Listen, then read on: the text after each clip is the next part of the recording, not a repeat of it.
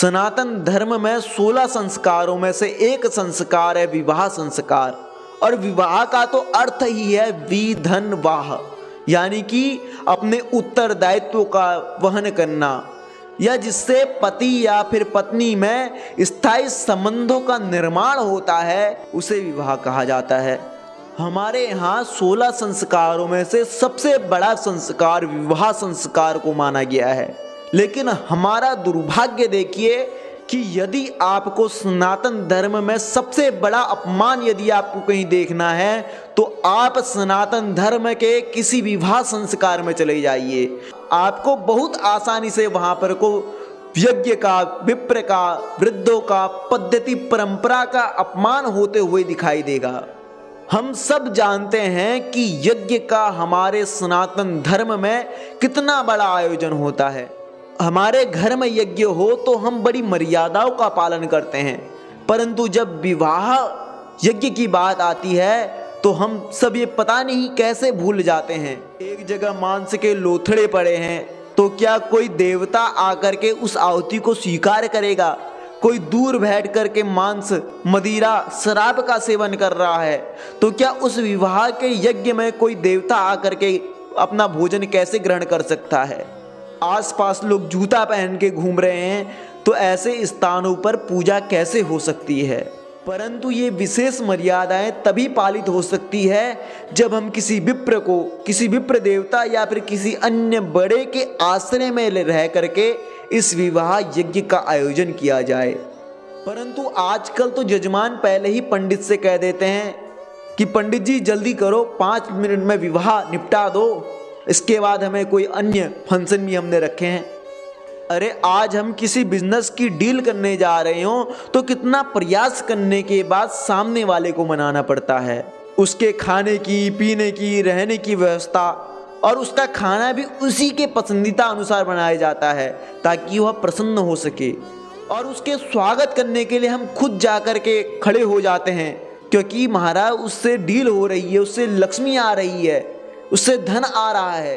तो ऐसे ही कोई आपको ग्रह लक्ष्मी देने वाला है तो उसके लिए हमें कितनी विनम्रता की आवश्यकता है।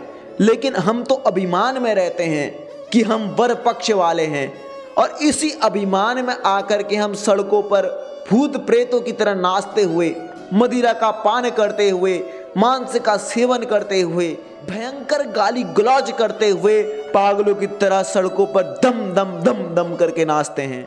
क्या ये कोई सभ्य परिवार का लक्षण है? और कईयों को तो नाचने की इतनी आदत होती है कि यदि बैंड ना भी बज रहा हो तो जनरेटर की आवाज पर जनरेटर धक धक धक धक करेगा, वो उसमें धक धक करके नाचते हैं। और कहते भी क्या है, महाराज अभी तो शुरू हुआ है। अब बताओ, उसका शुरू अभी हुआ है तो खत्म ना जाने कब होगा। कैसी मूर्खता वाली बात है कि व्यक्ति क्या क्या अपनी अपनी ही उलझनों में उलझा हुआ है। अरे हमारे गुरुदेव तो यह कहा करते हैं कि मंडप में कन्या जो वस्त्र पहनकर बैठे वह वस्त्र भी वर पक्ष की तरफ से प्रदान किया गया हो, जिससे कन्या को भी लगे कि मेरे पिता ने मेरा कन्यादान करा है, ना कि मुझे बेचा है। जिससे कन्या की नज़र में आपका सम्मान और बढ़ेगा और वह जो आपके परिवार के लिए करेगी तो पूरे हृदय के साथ करेगी, ना कि फॉर्मेलिटी अदा करने के लिए करेगी। एक कन्या का पिता दिन भर सामने से आने वाले बारातियों के स्वागत में ऐसा उलझा रहता है कि उसे किसी बात की सुध नहीं रहती, लेकिन सामने से वर पक्ष से कोई ऐसा व्यक्ति आ जाए जो कि मदिरा पान करा हो और लड़ाई झगड़ा करते हुए, कन्या के पिता को उल्टा सुल्टा बोलते हुए, उससे झगड़ा करते हुए, उसको गाली गलौज करते हुए, उसे अपशब्द कहते हुए झगड़ा करता हुआ आ जाए, तो ऐसी परिस्थिति में वर पक्ष के एक व्यक्ति को स्वयं अनुशासित होकर उस व्यक्ति को वहां से तुरंत निष्कासित कर देना चाहिए, तुरंत वहां से भगा देना चाहिए। और ऐसा उल्टा सुल्टा करने वालों को तो ले जाने की आवश्यकता नहीं है। एक प्रोग्राम उनके लिए पहले से ही फिक्स कर दो, उनको तृप्त कर दो और वहीं से ही उनको भगा दो।